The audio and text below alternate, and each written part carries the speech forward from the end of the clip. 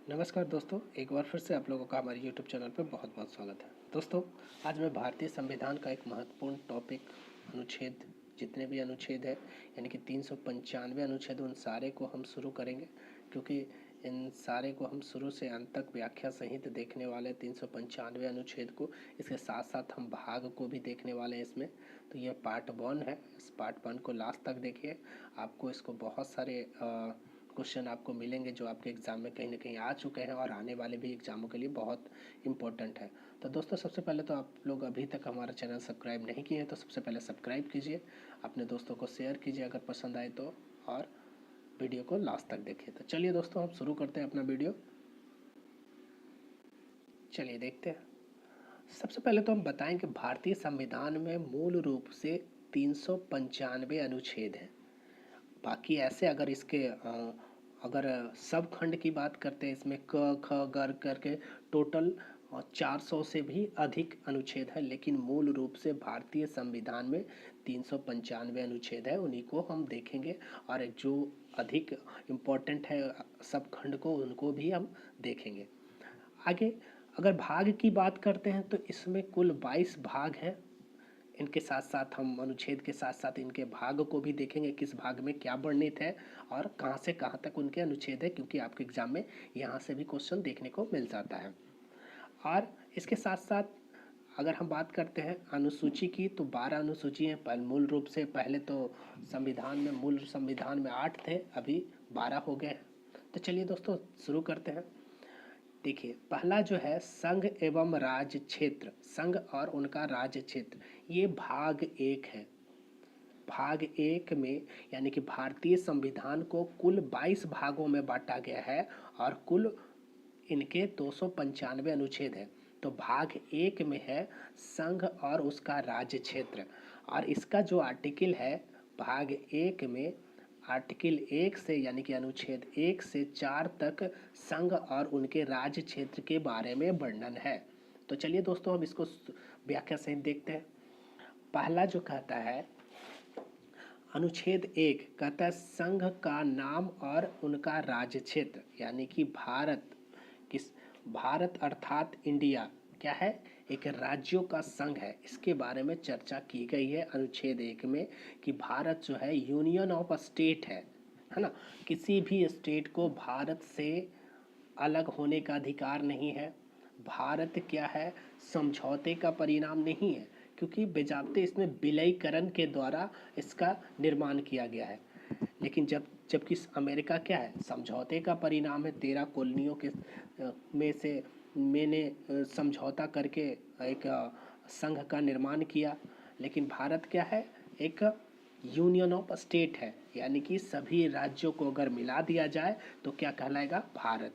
तो ये है अनुच्छेद 1, यानी कि भारत अर्थात इंडिया राज्यों का एक संघ होगा। अनुच्छेद 2 की बात करते हैं, अनुच्छेद 2 देखते हैं। तो ये कहता है नए राज्यों का प्रवेश या स्थापना, यानी कि यहाँ वैसे राज्य जो भारत का, यानी कि ऐसा देश, ऐसा भूखंड जो भारत का हिस्सा ना हो लेकिन भारत में प्रवेश करना चाहता हो, तो उसे अनुच्छेद 2 के तहत संसद विधि के द्वारा राज्य को बनने की अनुमति देगा। यानी कि अनुच्छेद 2 क्या है, किसी भी अगर देश का हृदय पर, यानी कि अगर मान लिया जाए कभी पाकिस्तान का हृदय परिवर्तन हो गया और वो भारत का हिस्सा बनना चाहता हो, तो अनुच्छेद 2 के तहत वह भारत का हिस्सा बन सकता है। या कोई भी भूखंड जो भारत में सम्मिलित होना चाहता है, तो संसद उसे विधि के द्वारा अनुच्छेद 2 के तहत भारत का हिस्सा बन जाएगा। आगे हम देखते हैं अनुच्छेद 3। अनुच्छेद 3 क्या है, अनुच्छेद कहता है 3 विधि, संसद विधि के द्वारा, यानी कि नए राज्यों का निर्माण और वर्तमान राज्य क्षेत्रों के सीमाओं और नामों में परिवर्तन। ये वैसे राज्य हैं जो भारत में ऑलरेडी हैं, लेकिन अगर उनके क्षेत्र में कोई बदलाव करना है, उनके नाम में परिवर्तन करना है, या उनको या फिर उनकी सीमाओं में परिवर्तन करना है, उसके क्षेत्र को घटाना है, बढ़ाना है, तो इन सारे कामों को, जैसे अगर हम तेलंगाना से आंध्र प्रदेश को बनाना, ये सारे अनुच्छेद 3 के तहत संसद साधारण बहुमत के द्वारा इसे पास कर नए राज्यों का निर्माण और वर्तमान राज्य क्षेत्रों के सीमा नामों में परिवर्तन कर सकता है। तो आपको अनुच्छेद 3 समझ में आया। अब यहाँ अनुच्छेद 4 नहीं है, मैं 4 बताऊंगा। अनुच्छेद 4 क्या कहता है? अनुच्छेद 4 कहता है अगर कोई अनुच्छेद मतलब अगर कोई कार्य अनुच्छेद 2 और 3 के तहत कोई संशोधन हो रहा है तो वह भारतीय तो वह 368 यानी कि संविधान संशोधन के तहत नहीं होगा। यानी कि अगर अनुच्छेद 2 और 3 यानी कि अगर कोई क्षेत्र भारत में आ रहा हो या किसी क्षेत्र का नाम परिवर्तन हो रहा है तो वो संविधान संशोधन नहीं कहलाएगा। यानी कि भारत के संविधान संशोधन 368 में है वो में उसमें कोई परिवर्तन नहीं होगा। यानी कि 368 में कोई परिवर्तन नहीं होगा। यानी कि 2 और 3 में जो कार्य हो रहा है वो 368 के तहत नहीं होगा। आगे हम देखते हैं भाग 2। भाग 1 हम लोग देख लिए 1 से 4 तक। भाग 2 क्या कहलाता है? नागरिकता। भाग 2 में क्या है?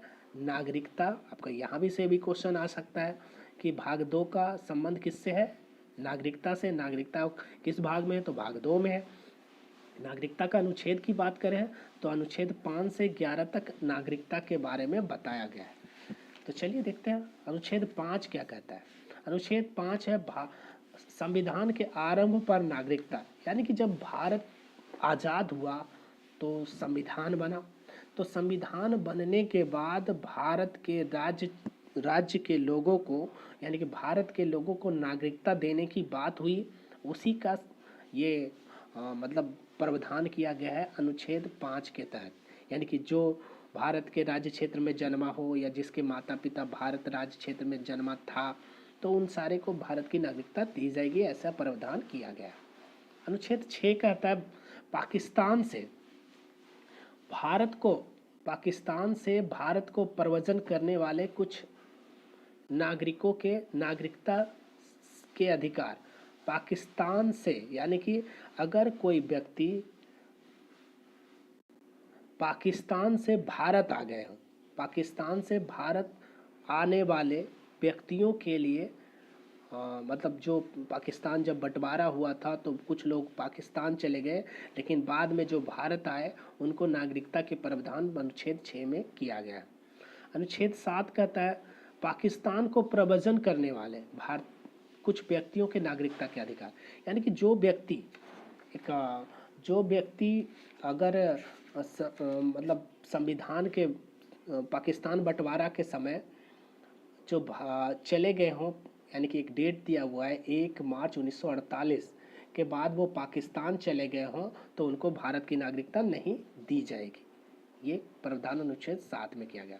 अनुच्छेद 8 कहता है भारत के बाहर रहने वाले भारतीय उद्भव के कुछ व्यक्तियों के नागरिकता के अधिकार के बारे में वर्णन है। जैसे अप्रवासी भारतीयों के बारे में इसमें बात कही गई है। OCI कार्ड धारक, OPI यानी कि समुद्र पारीय जो लोग रहते हैं उनके बारे में इसके बारे में ये प्रावधान अनुच्छेद 8 में किया गया है। अनुच्छेद 9 विदेशी राज्य की नागरिकता अगर कोई व्यक्ति स्वेच्छा से अर्जित कर लेता है तो उसे भारतीय नागरिकता स्वतः ही समाप्त हो जाएगी। इसके बारे में अनुच्छेद 9 में चर्चा है। अनुच्छेद 10 कहता है नागरिकता के अधिकारों का बना रहना के बारे में इसमें बताया गया। अनुच्छेद 10। अनुच्छेद 11 की बात करते हैं तो संसद द्वारा नागरिकता के अधिकार का विधि द्वारा विनिमय किया जाना। यानी कि नागरिकता के अधिकार को वो समय समय पर संसद विधि के द्वारा उसको कर सकते हैं। संसद के इस अनुच्छेद द्वारा प्रदत्त शक्ति के प्रयोग में भारतीय नागरिकता अधिनियम 1955 बनाया गया है। इसके अनुसार ही नागरिकता के सारे प्रावधान यहाँ दिए गए हैं। अब हम आगे बात करते हैं जो कि बहुत इम्पोर्टेंट है, मूल अधिकार। तो हम भाग 1 देखें, भाग 2 देखें। मूल अधिकार किस में है? भाग 3 में। भाग 3 क्या कहता है? मूल अधिकार को। इसमें कौन कौन से अनुच्छेद है? तो अनुच्छेद 12 से लेकर 32 तक, अनुच्छेद 12 से लेकर आपको इसमें 32 तक आपको मूल अधिकार मिलेंगे।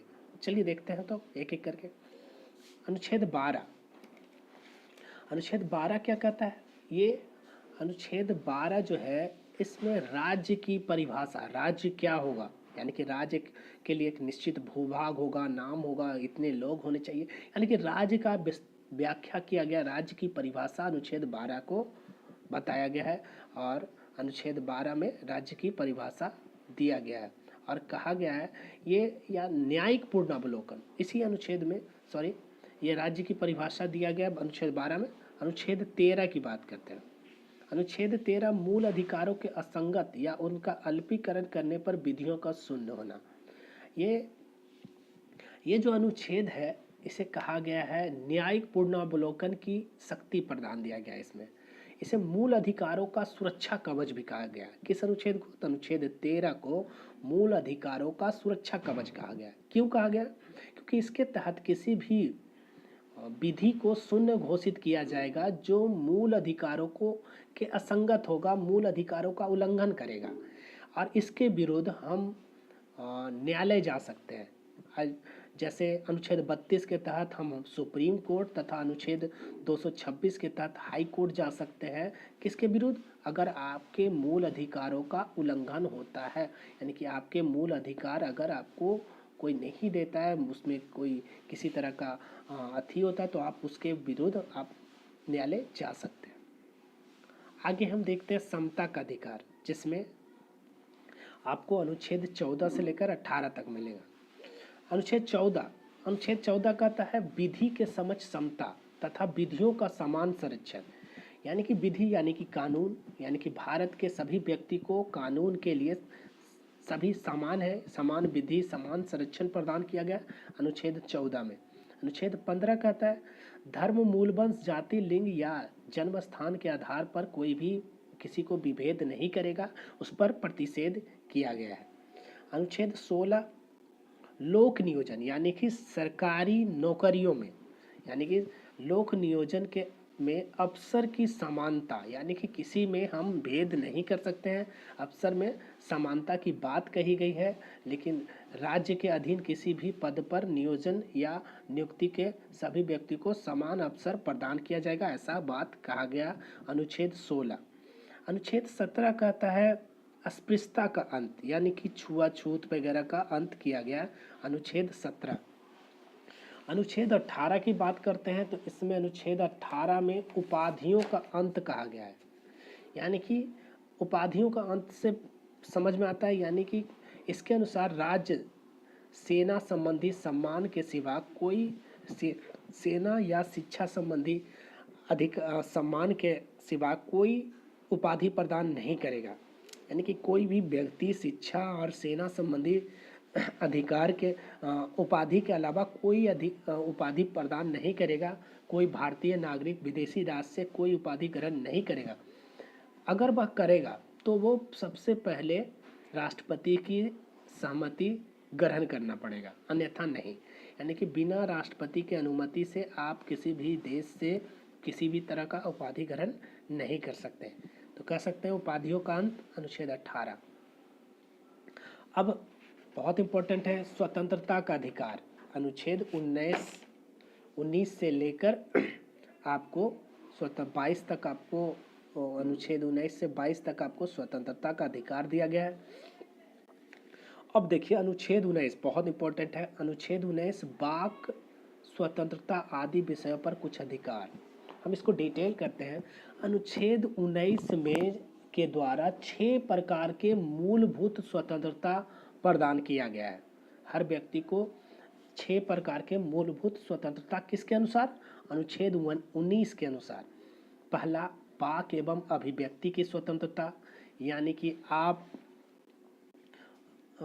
अपने विचारों को, दृष्टिकोणों को व्यक्त कर सकते हैं। इसी में प्रेस की स्वतंत्रता दी गई है, राष्ट्रीय ध्वज फहराने की स्वतंत्रता दी गई है, यानी कि इस तरह के जानने का अधिकार दिया गया है। ये सारे किस में है? वाक एवं अभिव्यक्ति की स्वतंत्रता, इसी में प्रेस की स्वतंत्रता भी। आपके कहीं से कई बार आपके क्वेश्चन आया प्रेस की स्वतंत्रता किस अनुच्छेद के अंतर्गत है? तो अनुच्छेद 19, यानी कि वाक एवं अभिव्यक्ति की स्वतंत्रता।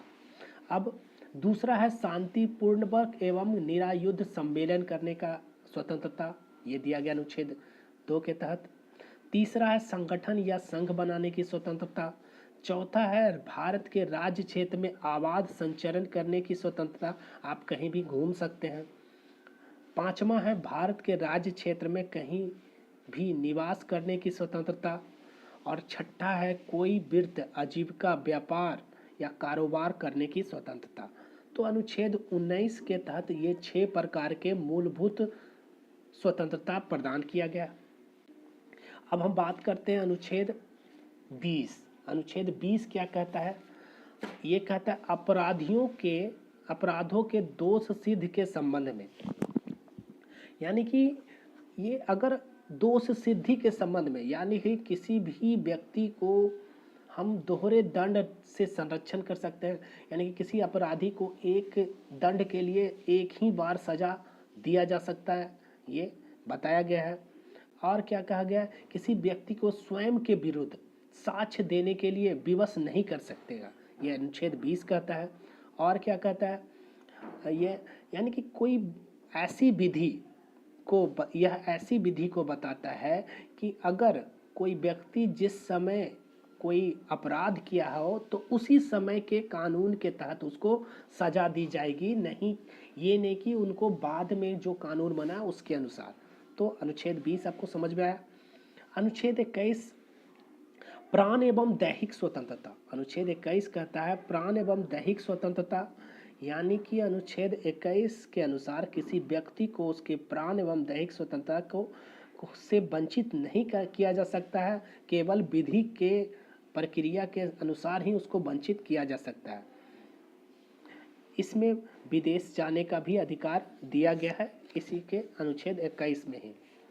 और देखिए अनुच्छेद 21 प्राण एवं दैहिक स्वतंत्रता, यानी कि अगर कोई ऐसा चीज़ जिससे आपके प्राण को संकट है तो आप उसके विरुद्ध जा सकते हैं। जैसे आपको प्रदूषण मुक्त जल और वायु उपयोग करने का अधिकार है, जीने और मरने का अधिकार है, परंतु धारा 309 के तहत इसे आत्महत्या अपराध घोषित किया गया, ये अलग है।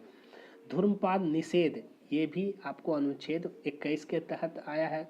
महिला कर्मियों का यौन उत्पीड़न पर अधिकार, ये भी अनुच्छेद 21।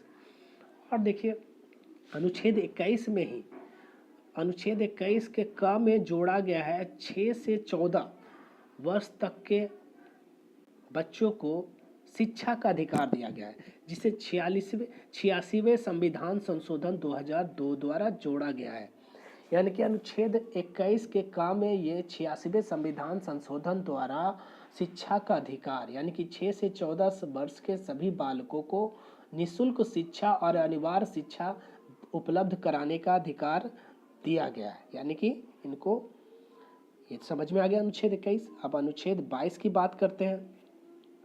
तो अनुच्छेद 22 कहता है कुछ दशाओं में गिरफ्तारी और निरोध से संरक्षण, यानी कि अगर आप गिरफ्तार किए जाते हैं तो गिरफ्तारी का कारण जानने का अधिकार है आपको, अपने रुचि से वकील से परामर्श लेने का अधिकार है, और गिरफ्तारी से 24 घंटे के भीतर मजिस्ट्रेट के समक्ष पेश करने का अधिकार है, जिसमें आने जाने का समय छोड़कर। तो ये अनुच्छेद 22 कहता है। अब अनुच्छेद अनुच्छेद आगे देखते हैं, अनुच्छेद 23 और 24 जो कि शोषण के विरुद्ध अधिकार है। यानी कि अनुच्छेद 23 कहता है के द्वारा मानव का दुर्व्यवहार और बेगार तथा इसी प्रकार बलात्सरम प्रतिषेध किया गया। यानी कि किसी भी व्यक्ति को आप जबरन काम नहीं करा सकते हैं, यानी कि उसी को बलात्सरम करते हैं, बलात्सरम। आप दुर्व्यवहार नहीं कर सकते हैं, यानी कि बेगार नहीं करवा सकते, बेगारी नहीं करवा सकते, दास प्रथा, बेगार अथवा बलात्सरम, मनुष्यों का वस्तुओं की भांति क्रय विक्रय नहीं करवा सकते हैं, स्त्री एवं बच्चों को अनैतिकता व्यापार नहीं कर सकते हैं, बंधुआ मजदूरी नहीं करवा सकते हैं। ये सारे अनुच्छेद 23 के तहत। अनुच्छेद 24 इसमें कहा गया है कि 14 वर्ष से कम आयु के बालकों के बारे में बताया गया है कि 14 वर्ष से कम आयु के बालकों को कारखानों, खानों तथा अन्य जोखिमपूर्ण कार्य में के नियोजन में निषेध बताया है। यानी कि इस तरह के कारखाने वाले चीज़ों में 14 वर्ष से कम आयु के बालकों को अगर नियोजित करते हैं तो एक अपराध होगा, आप जेल जा सकते हैं। अगला है धर्म की स्वतंत्रता। इसमें हम देखेंगे अनुच्छेद 25 से लेकर 28 तक धर्म की स्वतंत्रता का वर्णन है। अनुच्छेद 25 से लेकर अनुच्छेद 28 तक। चलिए पहला देखते हैं अनुच्छेद 25। प्रत्येक व्यक्ति को अंतःकरण की स्वतंत्रता दिया गया, यानी कि धर्म के आवाज को मानने, संचरण करने तथा प्रचार करने का अधिकार दिया गया। यानी कि इसके अंतर्गत ही सिखों को कृपाल रखने का, यानी कि जो चाकू जैसा रहता है उसको रखने का अधिकार दिया गया अनुच्छेद 25 के तहत। यानी कि अनुच्छेद 25 कहता है आप किसी भी धर्म को मान सकते हैं, उसका प्रचार कर सकते हैं, उसको आचरण को, यानी जैसे टोपी लगा सकते हैं, तिलक लगा सकते हैं, दाढ़ी रख सकते हैं, ये सारा अनुच्छेद 25 के अंतर्गत। अनुच्छेद 26 कहता है धार्मिक कार्यों के संबंध में प्रबंध की स्वतंत्रता, यानी कि अगर आप धार्मिक कार्यों के बारे में आप प्रबंध कर सकते हैं, यानी कि जैसे यज्ञ वगैरह किसी और चीज़ का आयोजन करवा सकते हैं धार्मिक कार्यों का, ये अनुच्छेद 25 कहता है। 26 कहता है।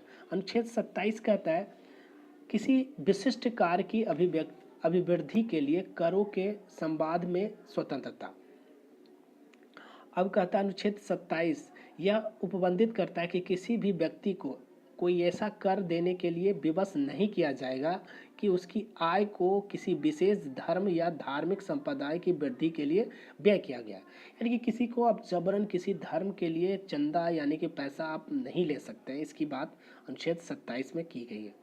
अनुच्छेद 28 कहता है कि राजनिधि से, यानी कि कुछ शिक्षण संस्थाएं जो राजनिधि से चल रहा है, पूर्णतः पोषित है, उसमें धार्मिक शिक्षा दिए जाने पर निषेध।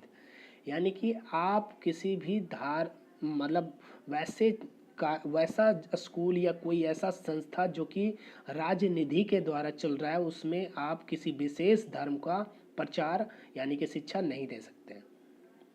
अनुच्छेद 29 से लेकर अनुच्छेद 29 से लेकर 31 तक है सांस्कृतिक और शिक्षा संबंधी अधिकार।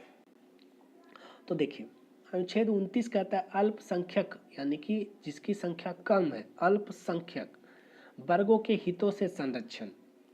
यानी कि अल्पसंख्यक वर्ग जो है अपनी भाषा, लिपि, संस्कृति को संरक्षित कर सकता है, आप उसका ये अधिकार है।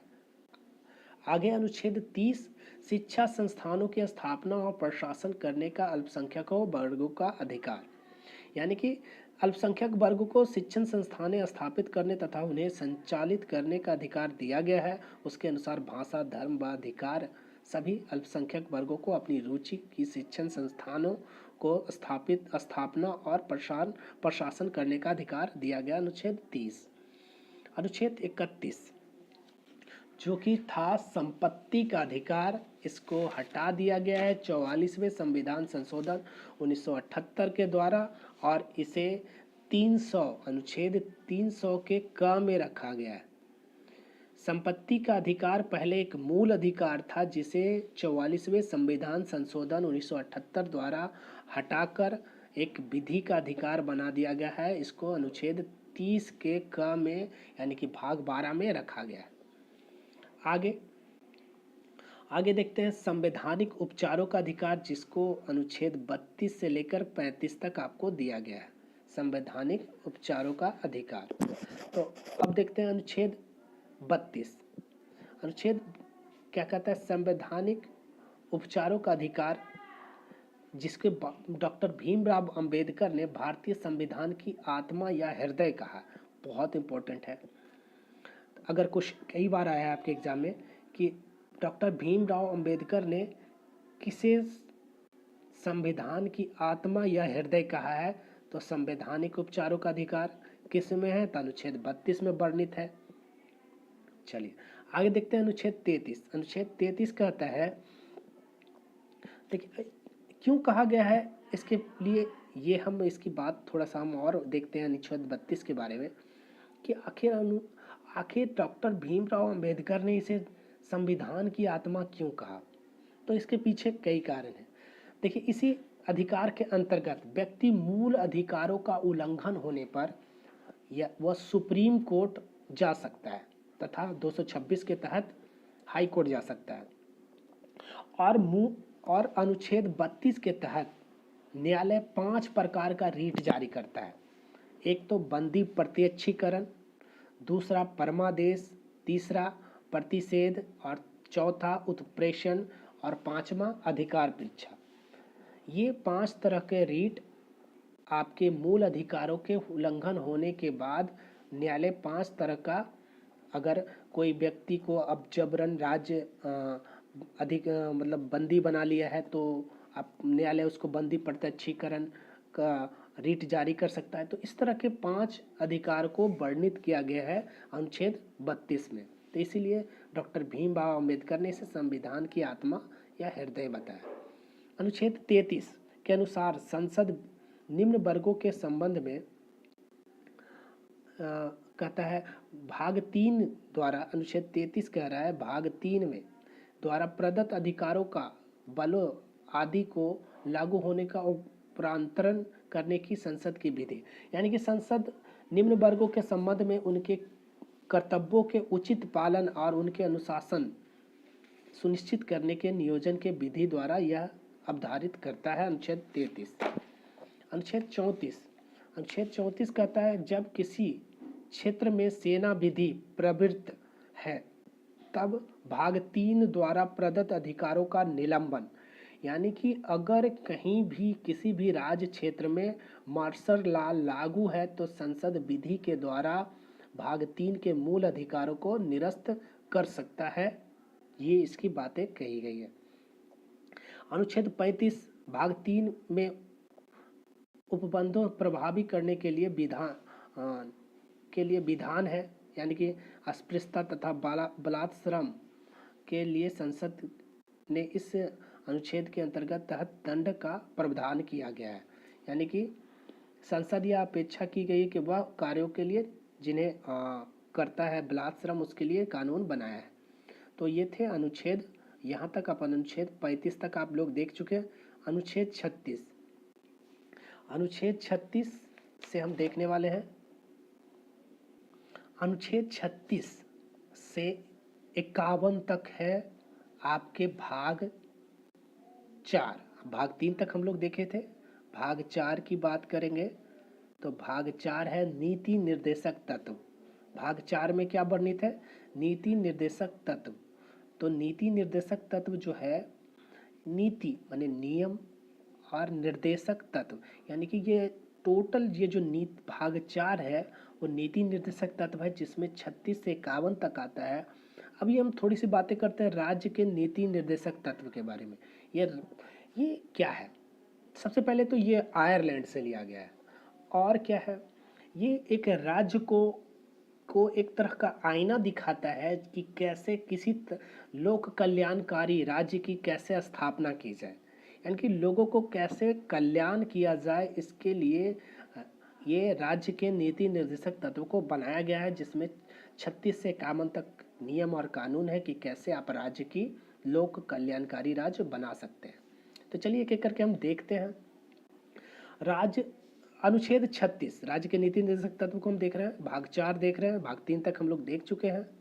भाग 4 तो देखिए 36 क्या आता है? ये जो अनुच्छेद 12 था वही अनुच्छेद 36 है, क्योंकि इसमें ये भी राज्य क्या होता है इसकी परिभाषा, राज्य की परिभाषा अनुच्छेद 12 में भी मिलता है, अनुच्छेद 36 में भी। तो राज्य की परिभाषा आपको अनुच्छेद 36 में मिल जाता है। तो अनुच्छेद 36 में क्या है? तो राज्य की परिभाषा दी गई। अनुच्छेद 27 देते हैं। कहता अनुच्छेद 27 भाग 4 में अंतर्गत लागू तत्वों को लागू होना, अर्थात राज्य का कर्तव्य है कि इस भाग में अंतर्विष्ट तत्वों को विधि बनाते समय लागू करे, किंतु यह किसी न्यायालय द्वारा परिवर्तनीय नहीं है। यानी कि आप भाग 3 यानी कि मूल अधिकार परिवर्तनीय है, लेकिन नीति निर्देशक तत्व के विरुद्ध आप न्यायालय नहीं जा सकते, ये परिवर्तनीय नहीं है। तो ये अनुच्छेद 27। अनुच्छेद 28 देखते हैं। अनुच्छेद 37 की बात कर रहे हैं हम, मिस हो गया कि अनुच्छेद 27 ने 37। अनुच्छेद 38 देखते हैं। अनुच्छेद 38 क्या कहता है?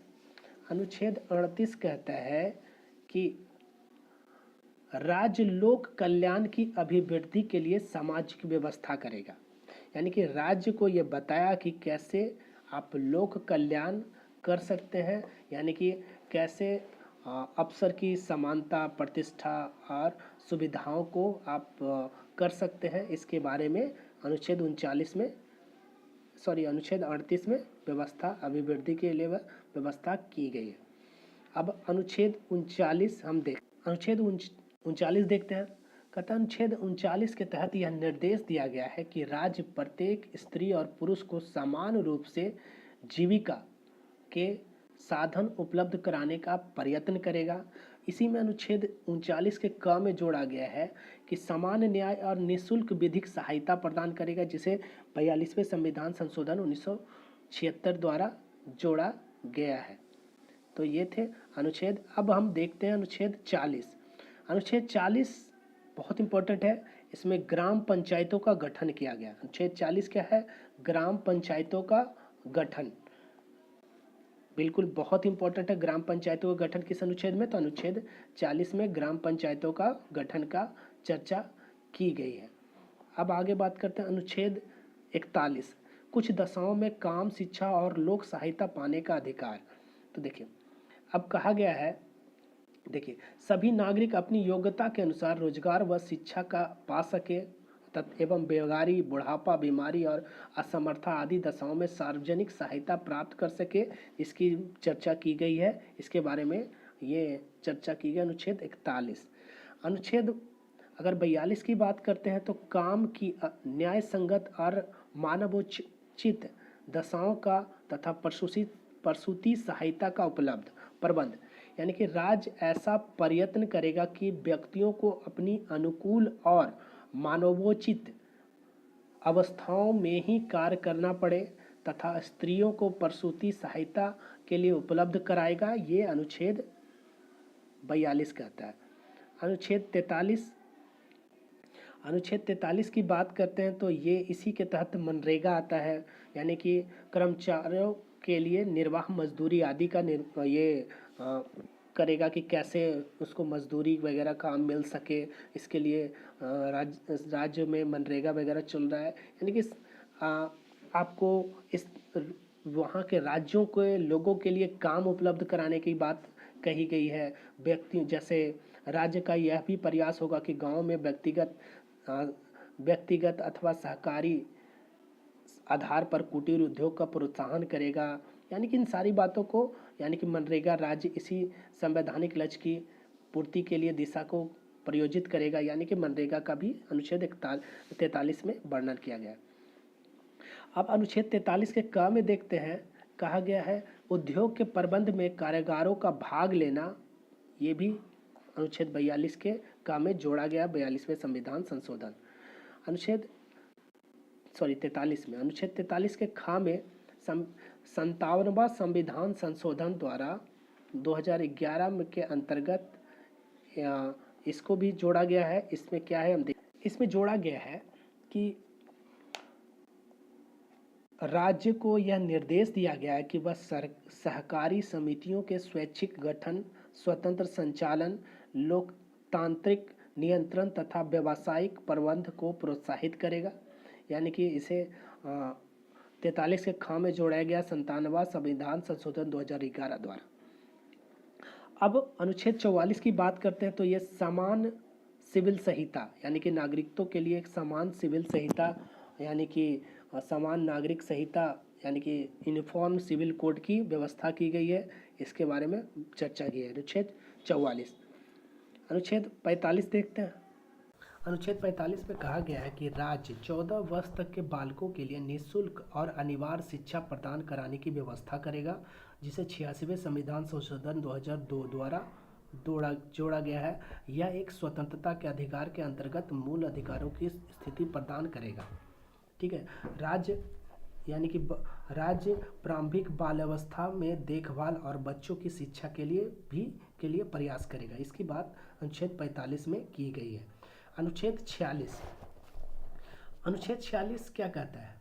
अनुसूचित जाति, अनुसूचित जनजाति और अन्य दुर्बल वर्गों के शिक्षा और अर्थ संबंधी हितों के अभिवृद्धि। ये देखिए, यहीं पे आपको SC ST की बात कही गई है, यानी कि रिजर्वेशन की बात कही गई है। तो देखिए, राज्य जनता के दुर्बल वर्ग, विशेषता अनुसूचित जाति और अनुसूचित जनजातियों के शिक्षा तथा अर्थ संबंधी हितों की विशेष संवाधानी से उन्नति करेगा और सामाजिक न्याय तथा सभी प्रकार के शोषण के लिए उसकी रक्षा करेगा। तो अनुच्छेद 46 क्या है? रिजर्वेशन, SC ST के रिजर्वेशन की बात कही गई अनुच्छेद 46 में। अनुच्छेद 47, अनुच्छेद 47 पोषण स्तर और जीवन स्तर पर ऊंचा करने तथा लोक स्वास्थ्य का सुधार करने का निर्णय। देखिए, अनुच्छेद 47 राज्य लोगों के जीवन स्तर और स्वास्थ्य को सुधारने के लिए प्रयत्न करेगा तथा इसी उद्देश्य की पूर्ति के लिए औषधि में प्रयोग किए जाने वाले अतिरिक्त स्वास्थ्य के लिए हानिकारक मादक पदार्थों, पेय पदार्थों तथा अन्य पदार्थों के सेवन। अगर साफ शब्दों में कहा जाए तो अनुच्छेद 47 यानी कि यहीं पे शराबबंदी की बात कही गई है। यानी कि अगर पेय पदार्थों को अगर राज्य चाहे तो इसी अनुच्छेद 47 के तहत राज्य में शराबबंदी कर सकता है, इसकी बात कही गई है। यानी कि देखिए, आप मैं बता रहा हूँ, कहता है स्वास्थ्य के लिए हानिकारक पादप द्रव्यों तथा अन्य पदार्थों के सेवन पर प्रतिबंध लगाएगा। अगर राज्य चाहे तो अनुच्छेद 47 के अंतर्गत राज्य में शराबबंदी करेगा। अनुच्छेद 48, अनुच्छेद 48 की बात करते हैं। अनुच्छेद 48 में है कृषि और पशुपालन का संगठन। यानी कि राज्य कृषि और पशुपालन को आधुनिक और वैज्ञानिक बनाने का प्रयास करेगा तथा विशेष रूप से दुधारू और वाहक पशुओं की नस्लों के संरक्षण और सुधार के लिए, उसके वध रोकने के लिए। यानी कि आप कह सकते हैं अनुच्छेद 48 क्या कहता है? बीफ बंदी। यानी कि अनुच्छेद 47 शराबबंदी और अनुच्छेद 48 बीफ बंदी, यानी कि जो गाय हत्या पर रोक, ये अनुच्छेद 48 बताता है। अनुच्छेद 48 के क में कह सकता है राज्य का पर्यावरण संरक्षण तथा संवर्धन, वन तथा वन जीवों की रक्षा। यानी कि कह सकता है राज्य देश के पर्यावरण के संरक्षण और संवर्धन तथा वन और वन जीवों की रक्षा का प्रयास करेगा। ये अनुच्छेद 48 का क, जिसे 42वें संविधान संशोधन द्वारा जोड़ा गया है। अनुच्छेद 49 की बात करते हैं तो इसके तहत प्रत्येक स्मारक स्थानों को, वस्तुओं को संरक्षण प्रदान करेगा। अनुच्छेद 50, अनुच्छेद 50 का है कार्यपालिका, यानी कि न्यायपालिका का कार्यपालिका से पृथककरण, यानी कि कार्यपालिका का न्यायपालिका से पृथककरण की बात कही गई। अनुच्छेद 50। अनुच्छेद 51 शांति, अंतर्राष्ट्रीय शांति और सुरक्षा और अभिवृद्धि की बात कही है। यानी कि अंतर्राष्ट्रीय शांति, सुरक्षा और भारत की विदेश नीति की चर्चा अनुच्छेद 51 में है। और अनुच्छेद 51 की क की बात हम नेक्स्ट पार्ट में देखेंगे। इसके बारे में अनुच्छेद 51 से आगे 100 तक हम अगले पार्ट में लेके आएंगे। तो इस पार्ट के लिए धन्यवाद।